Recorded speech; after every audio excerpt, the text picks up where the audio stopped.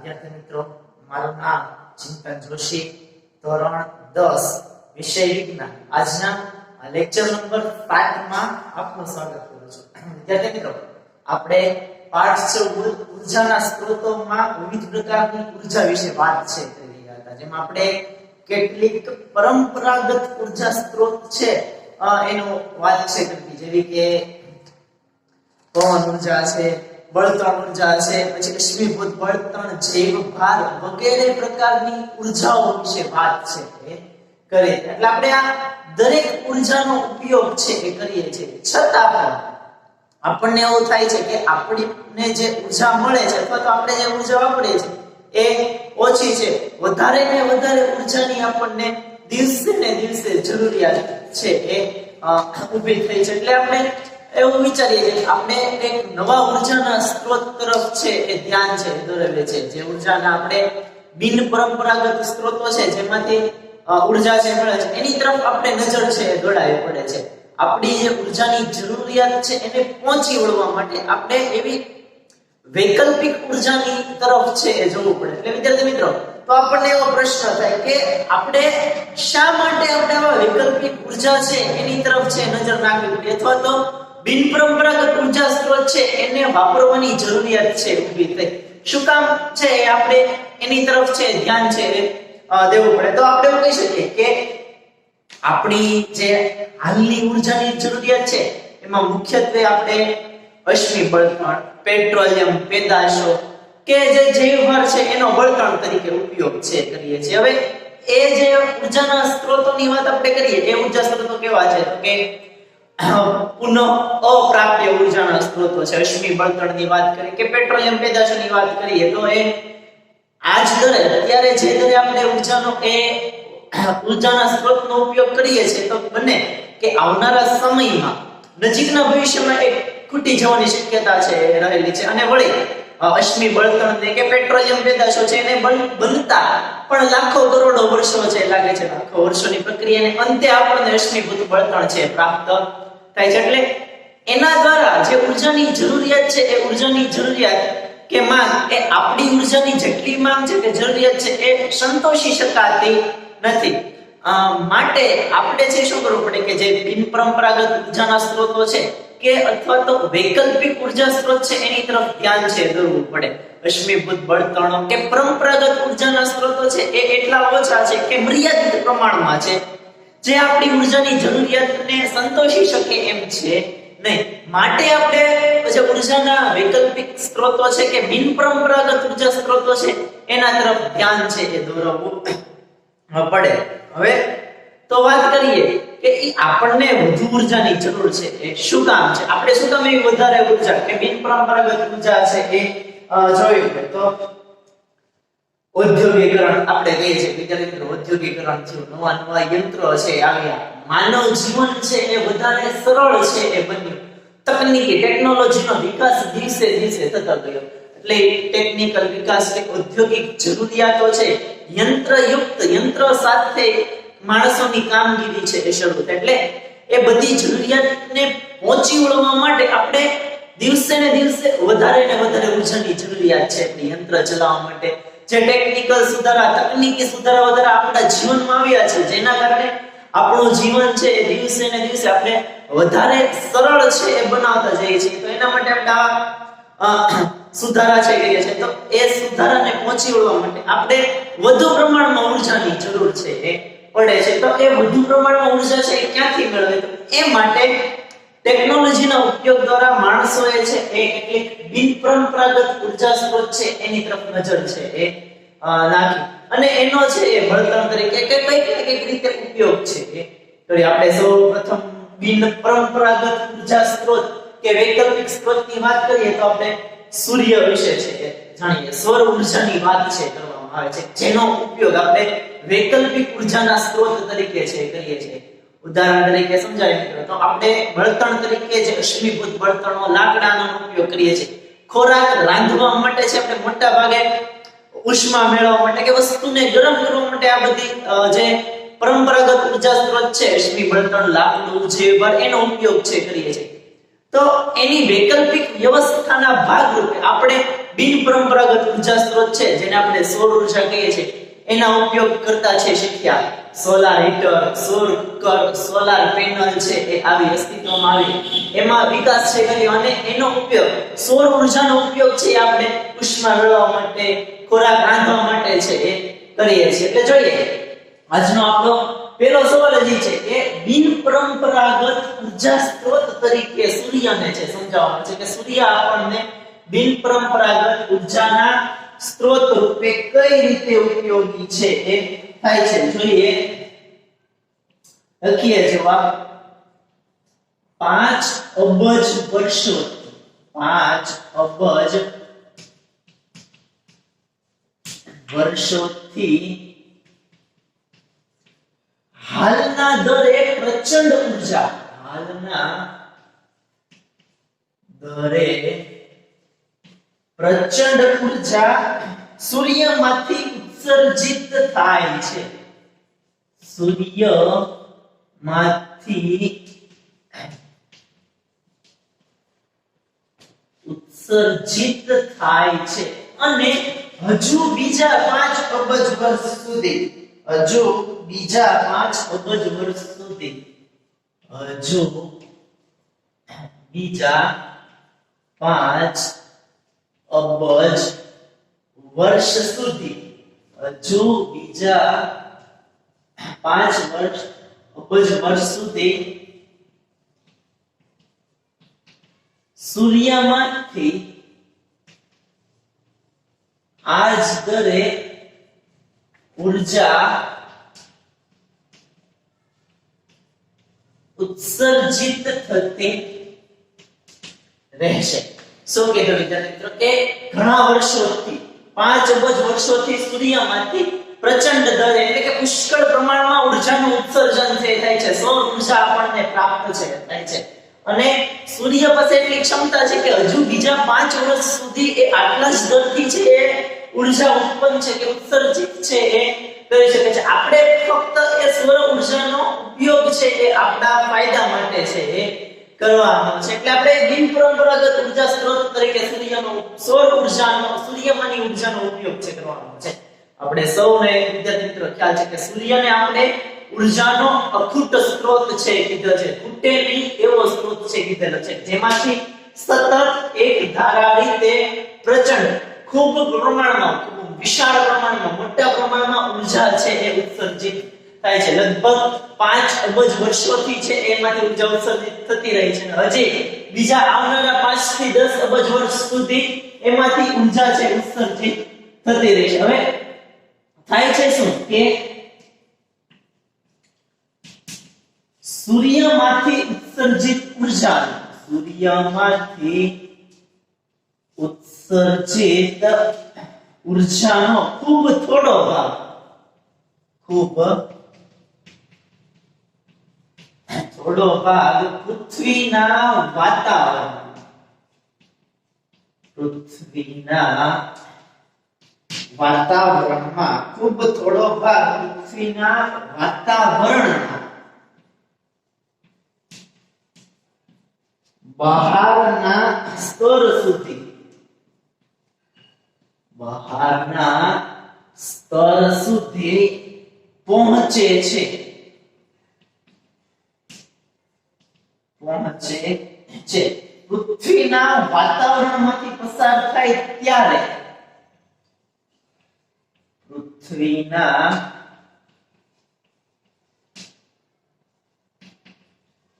વાતાવરણમાંથી પસાર થાય ત્યારે આ જે સૂર્ય ઉર્જા છે એમાંથી અડધા ભાગની ઉર્જા છે એ શોષણ છે એ પામે છે. ત્યારે અડધો ભાગ, ત્યારે અડધો ભાગ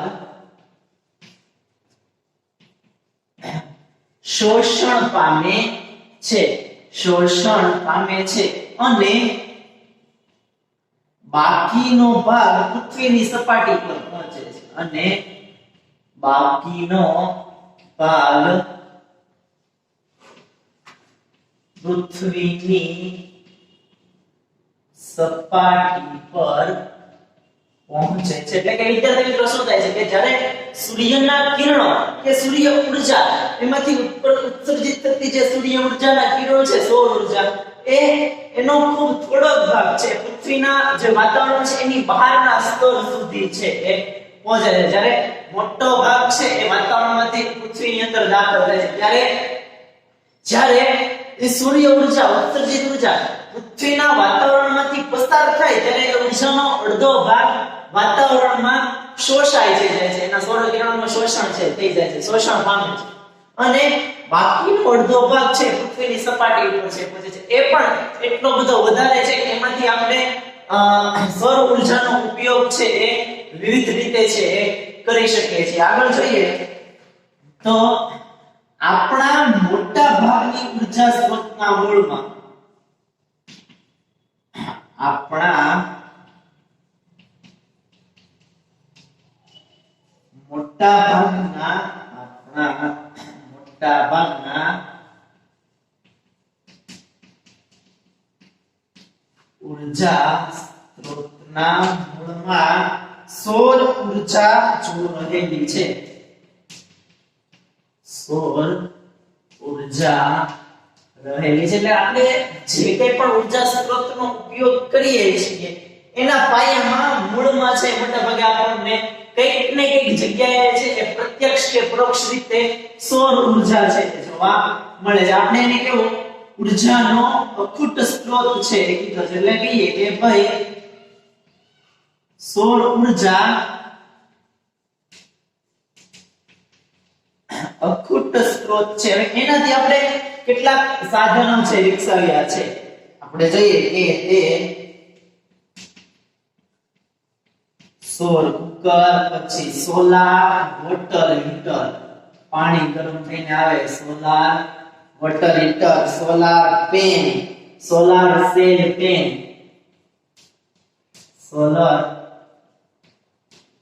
સેલ પેનલ વગેરે ઉપકરણો દ્વારા ઉપયોગમાં લેવામાં આવે છે એટલે આપણે કે ટેકનોલોજીનો વિકાસ કરી સૂર્ય કુકર સોલાર વોટર હીટર કે સોલાર સેલ પેનલ છે એવા ઉપકરણો છે જેમાં સૌર ઉર્જા સૂર્યમાંથી ઉત્સર્જિત થતી ઉર્જાનો ઉપયોગ છે કરવામાં આવે છે આપણે સૌને ખ્યાલ છે કે તડકામાં છે સૂર્ય દિવસના સમયે સૌર કુકરમાં આપણે ખોરાક છે રાંધી શકીએ છીએ સોલાર હીટર દ્વારા છે એ આપણને ગરમ પાણી છે એ પ્રાપ્ત થાય છે સોલાર સેલ પેનલ દ્વારા સૌર ઉર્જામાંથી આપણે વિદ્યુત ઉર્જાનું નિર્માણ છે કરી શકીએ છીએ કેટલીક આપણે સૂર્ય ઉર્જાથી ચાલતી લાઇટો છે એ આ દરેક ઉપકરણો છે એમાં સૌર ઉર્જા છે ઉપયોગમાં લેવામાં આવે છે જે ઉર્જાનો અખૂટ સ્ત્રોત છે એ ગણાય છે આગળ વાત કરીએ વિદ્યાર્થી મિત્રો કે આપણા દેશમાં ભારત દેશમાં સમગ્ર વર્ષમાં મોટા ભાગના દિવસો દરમિયાન વર્ષના મોટા ભાગના દિવસો દરમિયાન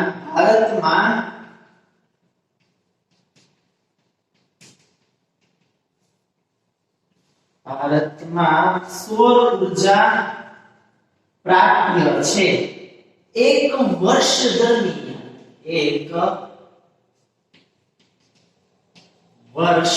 દરમિયાન આપણા ભારત દેશમાં સમગ્ર વર્ષ દરમિયાન આખા વર્ષમાં ઘણા બધા દિવસો એવા છે જેમાં સૂર્ય છે જોવા મળે છે એટલે આપણને સૌર ઉર્જા પ્રાપ્ય છે ગણાય છે એક વર્ષ દરમિયાન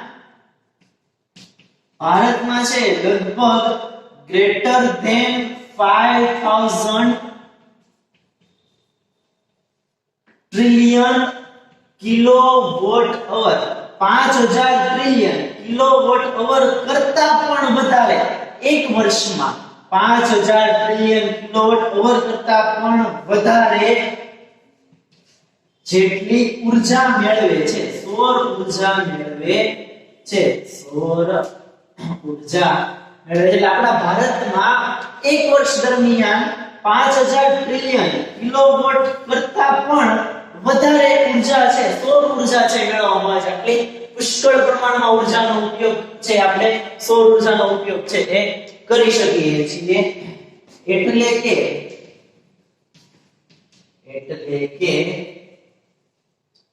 સ્વચ્છ આકાશ હોય ત્યારે સ્વચ્છ આકાશ હોય ત્યારે સરેરાશ 4 થી 7 કિલોવોટ અવર પ્રતિ મીટર સ્ક્વેર ઉર્જા દૈનિક પ્રાપ્ત થાય છે દરરોજ દૈનિક તમે પ્રતિ મીટર જગ્યા છે પ્રતિ મીટર સ્ક્વેર 4 થી 7 કિલોવોટ અવર જેટલી સૌર ઉર્જા છે એ પ્રાપ્ત છે સરેરાશ આટલી ઉર્જા પ્રાપ્ત કરી શકો છો ઘણી જગ્યાએ જ્યાં વધારે સૂર્યપ્રકાશ છે પડતો હોય તો આના કરતા વધારે ઉર્જા છે એ પ્રાપ્ત છે થતી છે અને એક વર્ષ દરમિયાન તમે આટલી ઉર્જા છે એ પ્રાપ્ત છે એ કરી શકો છો અને આપણે જોયું કે પરંપરાગત બિન પરંપરાગત વૈકલ્પિક ઉર્જા સ્ત્રોત તરીકે આપણે સૂર્યનો ઉપયોગ છે કરીએ છીએ સૌર ઉર્જાનો ઉપયોગ કરીએ છીએ એના આધારે આપણે સૌર કુકર સોલાર વોટર હીટર અને સોલાર સેલ પેનલની રચના છે એ ઉપકરણોનો ઉપયોગ છે કરીએ છીએ જેમાં આપણે સૌર ઉર્જાનો ઉપયોગ છે એ કરીએ છીએ તો આ તો પરંપરાગત ઉર્જા સ્ત્રોત તરીકે સૂર્યની સમજ વિદ્યાર્થી મિત્રો આપણે સૌર્ય કુકર અને સોલાર વોટર હીટર વિશે સમજ છે મેળવવાની છે એમાં કઈ રીતે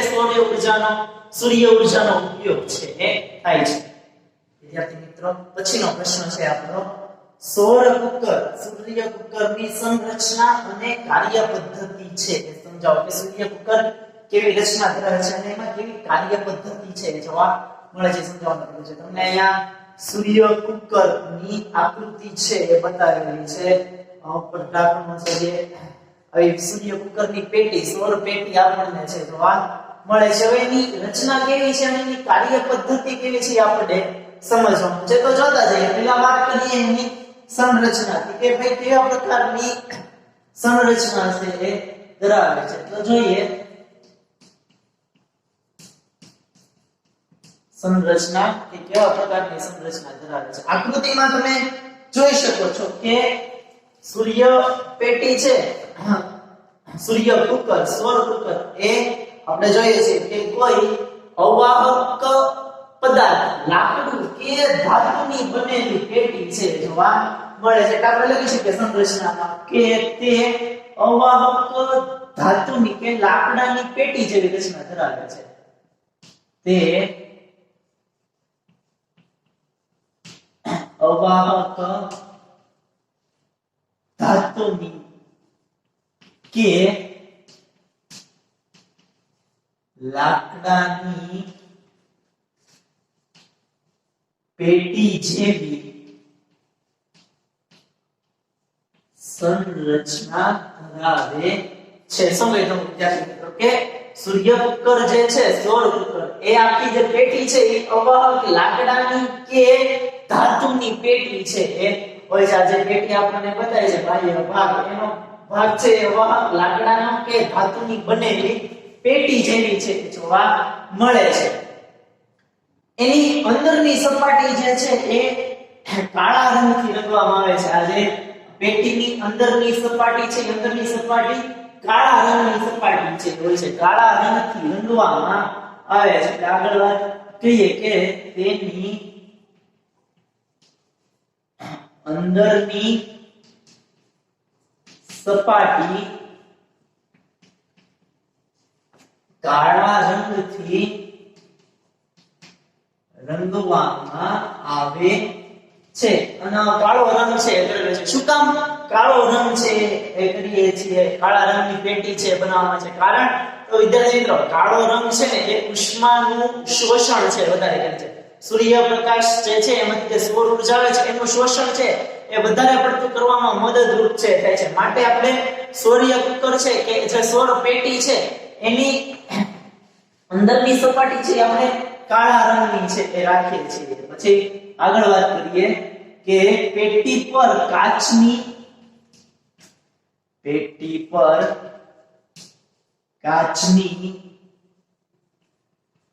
જાડી તકતીનું ઢાંકણ હોય છે. આ પેટીનો ભાગ છે એની ઉપર અહીંયા પેટીની અંદર જે આપણે ડબ્બા છે મૂકીએ છીએ ખોરાક રાંધવા માટે એમાં જે ડબ્બા મૂકીએ છીએ એની ઉપર જાડી કાચની સ્લેબ અથવા તો કાચની તકતી છે રાખવામાં આવે છે. એની ઉપર કાચની તકતી છે એ રાખેલી છે એટલે પેટી ઉપર કાચની તકતીનું ઢાંકણ છે એ હોય છે. પછી પેટી સાથે સાદો કે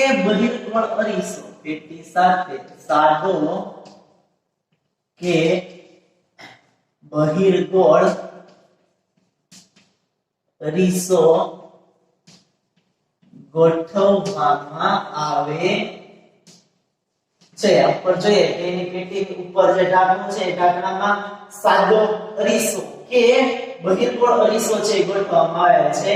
જે સૂર્ય પેટી છે એ આ નીચેની પેટી સાથે 90 ડિગ્રીના ખૂણે રાખીએ ચોક્કસ સૂર્ય છે એ બહિર્ગોળ અરીસા કે સાદા અરીસા ઉપર સૂર્યના કિરણો સીધા પડે અને એમાંથી પરાવર્તન પામી અને આ પેટીની અંદર છે એ સૂર્યના કિરણો છે એ પરાવર્તન પામે એ રીતે છે એ સાદા કાચની કે બહિર્ગોળ અરીસાની ગોઠવણી છે એ કરવામાં આવે છે. એટલે પેટીની સાથે આમાં સાદો બહિર્ગોળ અરીસો છે એ જોડવામાં આવેલો હોય છે. આગળ વાત કરીએ કે એ અરીસાનો ઉપયોગ શું છે તો અરીસો પરાવર્તિત થતા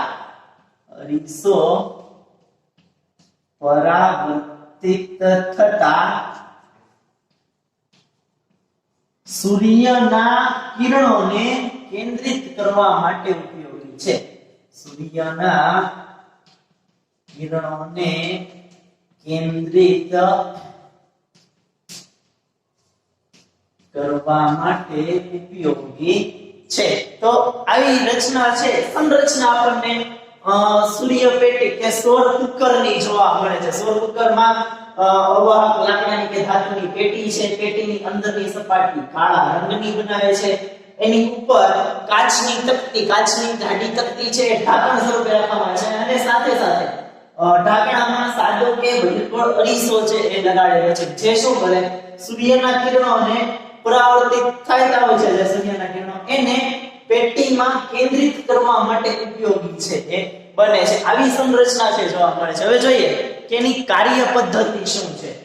વાત કરીએ તો કાર્ય પદ્ધતિ તો કાર્ય પદ્ધતિમાં એવું છે કે આપણે કાચની તકતી છે રાખીએ છીએ. સૌપ્રથમ તો આપણે વાત કરીએ સાધનની કે અહીંયા પેટી ઉપર કાચની તકતી છે ગોઠવેલી છે. તો એ કાચની તકતીનું કામ છે શું છે કે કાચની તકતી શું કરે છે ગ્રીન હાઉસ અસર ઉત્પન્ન કરે છે. એટલે આ પેટીની અંદરના ભાગમાં જેમાં આપણે ડબ્બાની અંદર ખોરાકને બાફવા માટે મૂકેલો છે કે શાક કે જે કંઈ પણ મૂકેલું છે એ વધારે ઉષ્ણમય રહે એ માટે ગરમીનું પ્રમાણ કે ઉષ્માનું પ્રમાણ વધે એ માટે ગ્રીન હાઉસ અસર જેવી અસર છે એ પેટીના અંદરના ભાગમાં છે એ ઉત્પન્ન કરે છે. એટલે આપણે લખી શકીએ કાચની તકતીનો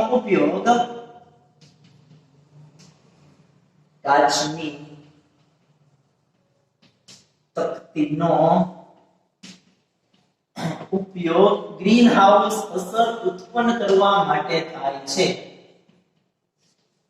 ગ્રીન હાઉસ અસર ઉત્પન્ન કરવા માટે થાય છે. કાચની તકતી છે આપણે ગ્રીન હાઉસ અસર ઉત્પન્ન કરવા માટે છે એ વાપરીએ છીએ. પછી અરીસાની મદદથી બહિર્ગોળ અરીસો છે કે સાદો અરીસો છે જે રાખેલો છે એની મદદથી આપણે શું કરીએ છીએ સૂર્યના કિરણોને પેટી ઉપર કેન્દ્રિત છે એ કરીએ છીએ. એટલે આપણે આગળ લખી શકાય કે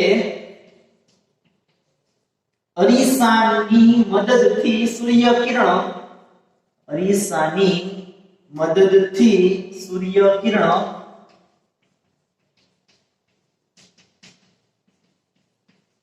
પેટીમાં ઉષ્મા પરાવર્તિત કરે છે. ઉષ્મા પરાવર્તિત કરે એટલે કે સૂર્યના કિરણો સપાટી સાથે પડી અને પરાવર્તન પામી અને ગરમી છે શોષાય છે. કાળી સપાટી દ્વારા શોષણ છે એ પામે છે. એટલે ઉષ્મા છે પરાવર્તન કરી અને ઉષ્માનું શોષણ છે એ કરે છે. અરીસા દ્વારા છે આપણે પેટીમાં ઉષ્માને છે એ પરાવર્તન છે એ કરીએ છીએ. કાળી સપાટી રાખેલી છે તો કાળી સપાટી દ્વારા શું થાય છે તો કાળી સપાટી દ્વારા વધારે ઉષ્માનું શોષણ થાય છે. ઉષ્માનું શોષણ થાય છે. ઉષ્મા છે એ કાળી સપાટી દ્વારા શોષાય છે. એટલે પેટીની અંદર આપણે ડબ્બા રાખેલા છે એ ઉષ્માને લીધે ગરમ છે થાય છે અને એની અંદર રાખેલો ખોરાક છે એ પણ ગરમ છે થાય છે અને ખોરાક છે એ રંધાય છે. એટલે ઉષ્માનું શોષણ છે કાળી સપાટી દ્વારા છે કરવામાં આવે છે.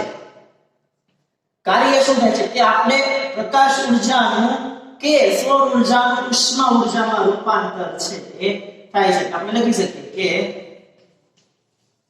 સૌર કુકરમાં સૌર ઉર્જા અથવા પ્રકાશ ઉર્જાનું ઉષ્મા ઉર્જામાં રૂપાંતર થાય છે.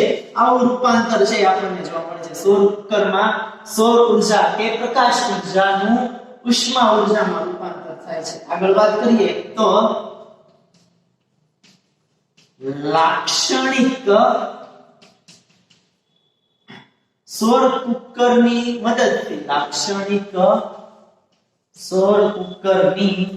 મદદથી ,65 ડિગ્રી સેલ્સિયસ જેટલું તાપમાન મેળવી શકાય છે. તાપમાન મેળવી શકાય છે. આવું તાપમાન છે આપણે સૂર્ય કુકરમાં છે એ મેળવી શકીએ છીએ. સૌર કુકરની મદદથી 65 ડિગ્રી સેલ્સિયસ જેટલું તાપમાન છે મેળવી શકીએ. આગળ વાત કરીએ તો સૌર કુકરમાં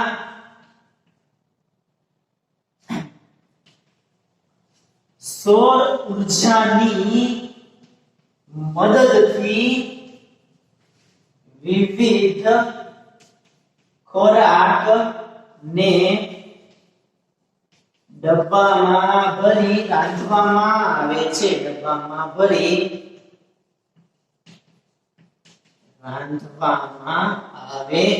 છે. આવો ઉપયોગ છે આપણે સૌર કુકરનો કરીએ છીએ. આવી સંરચના અને કાર્ય પદ્ધતિ આપણને સૌર કુકરની જોવા મળે છે. તમે આકૃતિમાં જોઈ શકો છો કે આપણને જે પેટી બતાવેલી છે સૂર્ય કુકર, એ સૂર્ય કુકર અવાહક લાકડાની કે ધાતુની પેટી છે જેની અંદર શું થાય છે તો કે પ્રકાશ ઉર્જા ઉષ્મા ઉર્જામાં રૂપાંતર થાય છે. અંદરની સપાટી જે આપણે ચારે ચાર ડબ્બા છે મૂકે છે જેમાં ખોરાક મૂકેલો છે એ ઉષ્માના કારણે ગરમ થવાના કારણે ખોરાક છે એ રંધાય છે. શેની મદદથી રંધાય છે તો કે સૌર ઉર્જાની મદદથી ઉષ્મા ઉર્જા મેળવીને આપણે ખોરાક છે એ રાંધવામાં છે સૂર્ય કુકરમાં આવે છે. કાળા રંગની સપાટી છે, અંદરની સપાટી કાળા રંગની છે જે શું કરે છે ઉષ્માનું શોષણ છે એ કરે છે. એટલે ઉષ્માનું શોષણ થાય છે. પરિણામે આની અંદર ગ્રીનહાઉસ જેવી અસર થાય છે. વધારે ઉષ્મા છે એ મળે છે. વળી ઉપર આપણે કાચની જાડી સ્લેબ છે, કાચની તકતી છે ઢાંકણ સ્વરૂપે રાખીએ છીએ જે શું કરે છે ગ્રીનહાઉસ અસર ઉત્પન્ન કરે છે. સૂર્યપ્રકાશ છે પરાવર્તન છે પામે છે. એના કિરણોને કેન્દ્રિત કરવામાં આવે છે. વેટકોટ અરીસા વડે કે સાદા અરીસા વડે. આવી કાર્ય પદ્ધતિ છે આપણને સૌર કુકરની જોવા મળે છે અને એની મદદથી સૌર ઉર્જા દ્વારા આપણે ખોરાક છે એને રાંધી શકીએ છીએ. તો વિદ્યાર્થી મિત્રો આવી રચના છે આપણને સૂર્ય કુકરની છે એ જોવા મળે છે. વિદ્યાર્થી મિત્રો આજનો લેક્ચર છે આપણે અહીંયા સુધી રાખીએ છીએ. હોમવર્કમાં આજે લખાવેલા બંને સવાલ એક વખત લખવાના અને પાકા છે કરવાના. આગળનું આપણે નેક્સ્ટ લેક્ચરમાં અભ્યાસ કરીશું. Thank you.